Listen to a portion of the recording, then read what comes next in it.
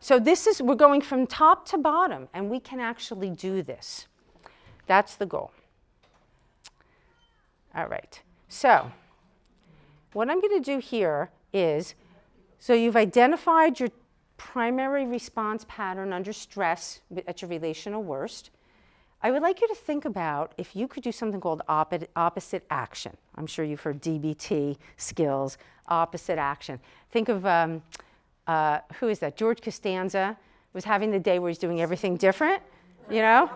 Opposite action, right? He usually gets tuna on rye, now he's getting chicken salad on white. You know, we're gonna do something different. And how do we do that? So we set a goal. So my goal for myself is, I don't wanna be a yelling mom. I know I go fight, I know I flip out, I know I yell, I don't wanna do that anymore. What do I wanna do? I wanna respond, I wanna be calmer, I wanna stay present, I get a vision in my mind. So I want everybody here, you don't have to say it if you don't want to, please, if you want to, you can, but like, set a goal for yourself. Maybe write it on your phone. Pull out your phone and say, how do you wanna think, feel, and respond? Where do you wanna take yourself as we're doing this work of transforming our vagal response patterns, formerly known as anxiety and depression patterns? Okay, I don't see people writing. This is like not an intellectual exercise. This is like a thing. I've set the goal, so you got it? Okay, so put it in like a one sentence, short, sweet, I would like to respond like this. I want to go from this to this. Okay? And then the work begins. Insight, yes, it's an important step because when you're in denial, when you're not willing to take responsibility, no change is going to happen. But when you own it and you begin to work at that is when the change can start to happen, but it's going to take time and repetition. How many years have we been in our response patterns? And how many of us, our response patterns were learned from one parent? Did one parent respond the way we did? Does the other parent respond like the spouse? Oh yeah, we could really go down the rabbit hole. And then our children have their own response patterns and we don't want to like do damage. So we want to not only respond more intentionally and gently and supportively with them while setting healthy boundaries. We don't want to be coddling either. But we want to chart new courses. All right, so I'm going to move quicker. So the goal is to teach our kids to model it, toning the vagus nerve through intentional mindfulness practices. And our goal is to cultivate empowered response patterns that reduce anxiety and increase effectiveness. I would like to teach this to corporate executives that are melting down in the boardroom, that are sending that stress down the org chart. Wouldn't that be nice if the leaders could like have intentional response patterns? Oh, I got a whole, I'm getting old. I don't know how much I'm going to be able to do. But, you know, my next book I'm already in progress with my next book. I'm co-authoring it with a divorce attorney. Family law meets family therapy. That's a whole nother one. So much good stuff to happen. All right, so you've gotten attention. Okay, you will practice what? You've got your goal. Now we're going to work on how to do this. And what is your name? Sarah. Sarah, the acupuncturist, said it, okay? We are going to do mindfulness exercises and activities to tone our vagus nerve. And we're going to practice them when times are good, so that when times are not so good, we can click into a new response pattern. And my daughter's going to research this, and this is going to be like empirically validated. I just can't wait. So the goal is to come to the generous now. We're usually future tripping. If you don't do this, this is going to happen. You're going to lose your scholarship. You're going to, I worked so hard. How, like, okay? Or, oh my God, what did I say? I cannot believe I said that. What are they thinking of me? How could I, you know? So it's shame from the past. It's fear of the future. But in the generous now, when we're regulated, we can handle it, you know?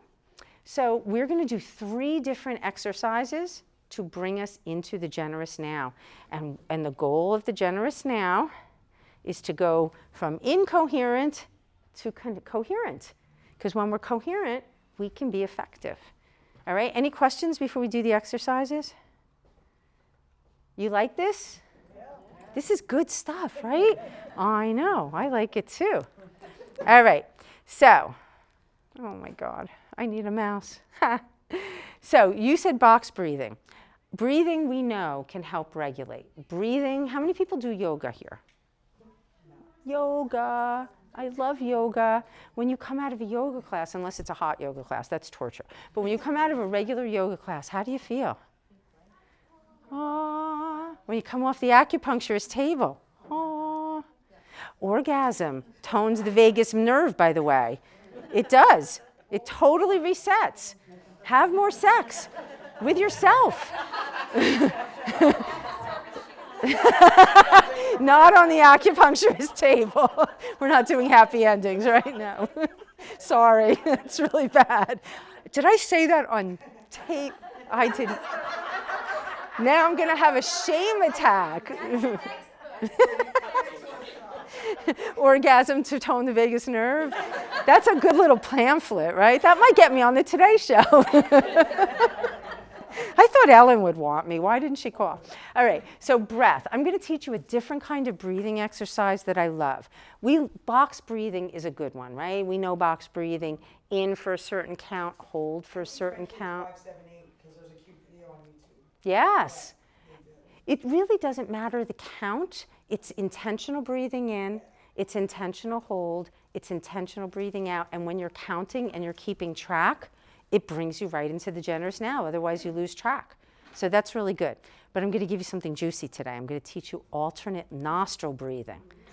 Okay? I know, we're going for the big guns here. So yoga philosophy says that there are 3 channels. There's the right channel, which is yin, feminine energy. There's a left channel, which is yang, which is masculine or more goal-oriented. And then there's the central channel where things are balanced. And so the right nostril, the left nostril correspond to, you know, the receptive, the quieting, the calming versus the energizing. This is what Courtney's going to research. I can't wait to actually see it, but I know that when I do it, it really works. So really, we're going to try just balancing the energy through alternate nostril breathing. So I'm going to show you real quick. You might want to blow your nose if you're feeling a little stuffy. I know it's allergy season. We could just do box breathing, but who wants to try alternate nostril? You game? All right. So basically, you're going to take your fingers. You're going to use your thumb and your ring finger. And I'm going to show you. You don't have to worry about doing it or learning it yet. But we're going to block off one nostril and breathe in through one and breathe out through the other. And then we're going to switch and block off the other and breathe in and breathe out. And I'm going to guide you. And this happens during sleep. We toss. We're on one side. It brings the one channel to prominence. We tend to flip after a half an hour. It brings the other channel. Sleeping is regulating on so many levels. Bilateral stimulation to the hemispheres of the brain. Trauma gets gobbled up during good sleep. Like really good stuff happens. So this bi-hemispheric kind of balancing is really good and cool. So I'm going to show you, and then we're going to do a short round of it, okay? Take note of how you feel now, energy-wise, tired, anxious, bored. After we do these 3 exercises, let's see how you're feeling, if you're feeling any different, okay? So we're going to start. We're going to block off the right, and we're going to breathe in through the left. So we're going to breathe in, 1, 2, 3, 4, and then we're going to go out through the left. 1, 2, 3, 4. Then we're going to switch to the right. Breathe in, 2, 3, 4, out through the right. 2, 3, 4. Switch in, left, 2, 3, 4, out left, 2, 3. You can close your eyes if you want to. 4, get into it. In right, 2, 3, 4, out right, 2, 3, 4. Switch in left, 2, 3, 4, out left, 2, 3, 4. We're only going to do 2 more. In right, 2, 3, 4, out right, 2, 3, 4. Release, and in through both, and out through the mouth. Huh. it's very balancing. You do it at like 3 o'clock when you need your coffee, you're going to have a little lift. You do it when you're lying in bed and your head doesn't stop. And try and do it for like 5 minutes. Actually, if you want to do the advanced practice, when you breathe in, hold at the top. Breathe out and hold at the bottom. And then switch. It really balances energy. So that is my favorite breath. But any breath exercise is going to be regulating. This was advanced adult stuff. If you're teaching your kids, teach the 3, 5, 8 or whatever. You know, a simple count. When I was teaching young kids in the practice, I called it spaghetti breathing. Like you breathe in like a spaghetti. And they like that. Breathe out. Okay, the next is a sensory awareness exercise. So when we are sensory in our 5 senses, we tend to be more present in the generous now. So if you were doing a full 5, 4, 3, 2, 1, it would be 5 things that you can see, 4 things that you can touch, 3 things that you can taste, 2 things that you can hear, and 1 thing that you can smell, and you can shake it up a little bit. I'm going to do 3, 2, 1 just to show, to make a quick version. But if you ever really want to engage a kid in this, open up the refrigerator, pick 5 different tastes, jelly, hot sauce, an ice cube. Have them taste it. Because when you taste and you register, it will bring you to the generous now so very much. So we're going to do 3 things that we can see, 2 things that we can touch, and 1 thing that we can hear, and I'm going to guide you, okay? So I want you to try this exercise to the best of your ability. You're going to pick 1 thing that you can see. I'm going to guide you through it. You're going to look at it. You're going to really try to describe the characteristics of it in your mind. You're going to hold it in your mind and close your eyes and try to picture it. And then you're going to look back and see if you were accurate. Then we're going to move to another and another. So we're going to do 3 things that we can see. All right, so when you're ready, get your eyes on something. Take a look at it. And describe it in your mind. Characteristics of it.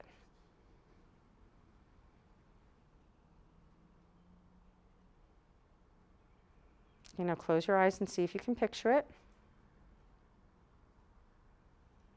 Open your eyes and look at it again. And look at something totally different. Look at it, describe the colors, the shape, the qualities, the characteristics. Okay, now close your eyes. Picture it.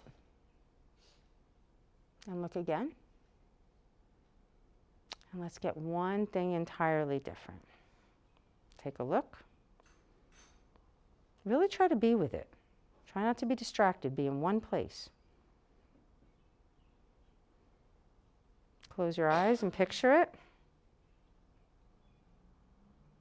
And open your eyes again. Now we're going to do 2 things that we can feel. So put your fingers on something, anything. Feel it. Describe the characteristics, like this desk is smooth and it's cold, and just feel it. Pick your fingers off. See if you can still feel it. Put your fingers back down. Now use your other hand. Touch something entirely different with your non-dominant hand. Feel it. Let it go in. Describe it. Take your fingers off. Put your fingers back on. I like how my computer feels. Okay, now we're going to do 1 thing that we can hear. So close your eyes, open your ears, grab a sound, really listen.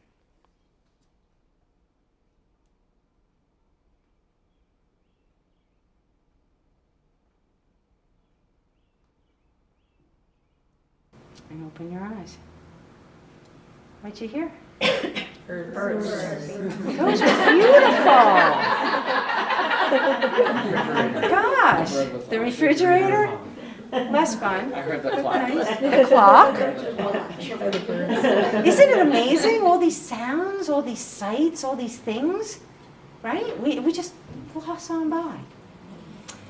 Okay, here's the last one. This one's my favorite. I made this up. It's called the Heart, well, I didn't really make it up. There's a thing called the Heart Math Institute. I don't know if anybody ever heard of this. It's out of Palo Alto, California. They research coherence. I'll tell you my favorite study from them. I love this stuff. So this was like 15 years ago. They're really thinking that the heart is the fourth brain, that the heart intelligence is a whole form of intelligence that's just coming into knowledge and understanding. But they took a heart cell, a human heart cell, and they put it on the slide, and it beat a little bit, it fibrillated, and then it died. And they took 2 heart cells, and they put them next to each other. And they started syncing up, and they kept each other alive. And then they moved, and they don't even have to be the same heart cells. They could be different human heart cells. And they moved them up to 15 feet apart. And they put a glass divider between. And they still talk to each other, which is like why when you sleep in a bed with somebody or you're in close proximity with somebody, your hearts sync up. There's an energy that happens. It's a real thing. So this heart coherence exercise was really from Heart Math Institute. They have this little device that you can buy now. You can get an app on your phone, and you put your fingers on it, and you can breathe, and it measures your heartbeat, and you can breathe your way into coherence. But you can do it without the app. You can, so what I want you to do is find your pulse. It could be on your neck. It could be like wherever it is. Find the pulse and try to feel it. And when you feel it beating, I want you to close your eyes, and I want you to go into some kind of breathing pattern that is synced up with it, that's connected up. And just for like 30 seconds, just breathe and feel and connect the two.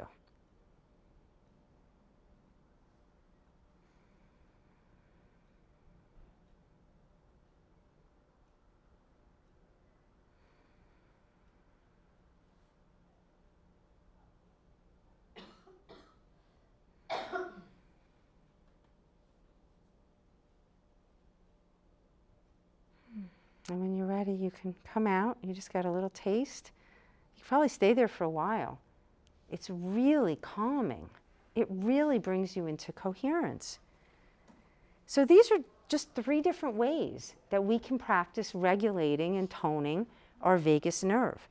What else? And you can read about this stuff, okay? Just put in vagus nerve, toning the vagus nerve, and music does it, nature does it, petting an animal does it, snuggling does it.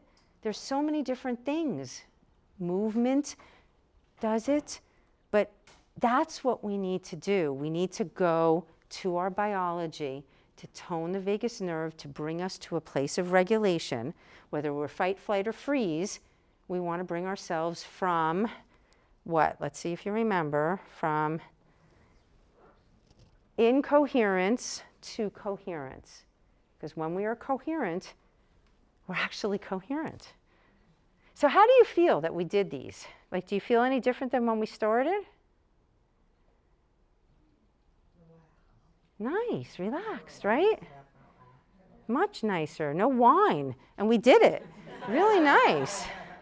So it takes, is there wine over there? No, Oh. Oh, there's food, there's cheese, there's, nourish. Okay, I'm going to close out because I've kept you for a while and I want to leave question and answer time. But I want the takeaways to be that we can practice this, and we should, and that we can rewrite our patterns, whether they're learned or they're biological, and we can feel how we want to feel more, and we can practice so that we can rise to challenges, and we can change what's in so what comes out is different. It's very empowering. So let's see. That's me, Marci Ober, and my project is the Crazy Girl Project with a K. You can look us up online. I've got books for sale. All proceeds go to the nonprofit. And I want to let you know that we are having our annual fundraiser, which is a wine tasting event. I do like wine, at Tree Tavern in Wanacue, New Jersey. I have some flyers about this. It's tax deductible. It funds the scholarship. It funds our work to bust stigma and provide wellness education. And it's on June 11th from 2 to 5, and it's like a really good time. We do mental health trivia. I'm going to have different trivia. We have an open mic, musical presentations. It's very kumbaya, very nice. It was beautiful Oh. Beautiful place where you have it. It's outdoors. Yeah. It's lovely. Yeah. We had a great time. Thank you. Thank you. It's once a year. And so are there any questions or comments or anything that you'd like to share? Well, you were fine. Oh, yeah. Go ahead. This is like such a, like a hand on the doorknob as you're leaving the doctor's office question, but like, in summary, how did your daughter come out of it? Oh, that's a really good question. You know what? When she left Marist and she was as depressed as can be, she had just turned 18 years old. She'd been going through this since she was 13. And she came home from Marist with her tail between her legs, and she went to another IOP, intensive outpatient program, but this time she was 18. So she had always been in adolescent programs. This time she was barely 18. She turned 18 in September, and this was like November, and she had to go to the adult program. And I'm like, oh, my daughter cannot go to the adult program, but off she went to the adult program because that's all she could do. And she came home after like maybe 3 days at High Focus, an IOP, local. They've got different offices. I think they're a very good program that takes insurance. She said, Mom, I'm not going to be 50 and still going through this. These women, these people are so messed up. I am not going to be old and still doing this. And she dug in and fought for her life. She followed her treatment recommendations. She stopped smoking pot. She started eating food. Like, she just worked it. And I'm not going to say it was a straight shot from there because there's been a lot of ups and downs, but I really do believe that her owning her wellness and taking responsibility for it was the turning point and the thing. There was nothing I could do. The fanciest programs did not do any better for her than the crappy programs. It's all about willingness. It really is. Being sick, you know, you hear it in 12-step work. You got sick and tired of being sick and tired. And I really do believe that that was the turning point for her. And you know, she's a role model, and when you read what she went through in the book, she really talks about all of these different things. I think she's remarkable. Pain in the ass, I was like, you're killing me today, but good, thank you for asking that. It was really nice. Yeah, she's great. She's good. Thank you. Thank you. And thank you all for being here, and thank you for being willing to really open up to these things, and if I can be helpful in any way, please don't hesitate to reach out, okay? Do you ever work with like school districts or anything? Or I like, do these, yeah, I do like you in. do them for like teach. I do. Trying to get Ryan Yeah, to buy into teachers anything as love far as, like, this. I They would get love it where I work. they get for my mindfulness staff. training, but Oh. hands-on. What can you really do? And these different angles, from breathing to sensory to self-regulation, are very effective I tools. teach in Jersey City, and one of the biggest issues is, first of all, cultural buy-in with the community we teach. Right, right. And cultural buy-in with a lot of older teachers. Like, trying to get people to kind of move away from looking at everything as just kids that are difficult behavior problems because they're behavior problems, and trying to Well, if you can see fight, flight, or freeze, and you can see that that's a stress. why they're the That's behavior right. problem. That's you right. know, and I don't have any power in my place of work to get PD that would be useful, but I think you would be amazing. So I'm gonna Happy try to do it. And try. Courtney actually is starting to train PE teachers in basic yoga techniques. Not that they have to be trained yoga teachers, Yeah. but basic down regulation that she teaches to the gym teachers and the PE teachers, so they can start to incorporate that into curriculum. I'm So- a big advocate of all that. Yeah, it's cost effective too. Right? I try to say that too. Yeah. There's a lot we should be doing like Yeah. that. Yeah. Well, reach out to me. I'm happy to help. And you were a nice, fun group. Thank you so much. Give yourselves a Thank you very much, Marci, for having this and for coming up here all the way from Wanacue, right? Yeah. My Yeah. So pleasure. I encourage you guys to check out her book. I bought it myself. My son, we had Marci was our therapist, and we learned so much, and she helped coach me as a parent, and I can't recommend her book more enough, you know. So find out more about the Springfield Unity Project. I'm definitely with Erica, we really want to do more of the stigma-free Springfield initiative. I think these anxiety workshops, I think helping us build a community so that way we can affect school, You know, like I sincerely, I really, my heart goes out to you because I was at that place where I ended up having my son go to an out-of-district school because it's I can talk all day about it, but there's only so much we can do, but we can do a lot as a community and as talking about anxiety and talking about these things. It just decreases the stigma, and it just helps other parents know that they're not alone. And so, anyway, thank you so much for coming. I'm really happy. Yeah. Thank you, Marci.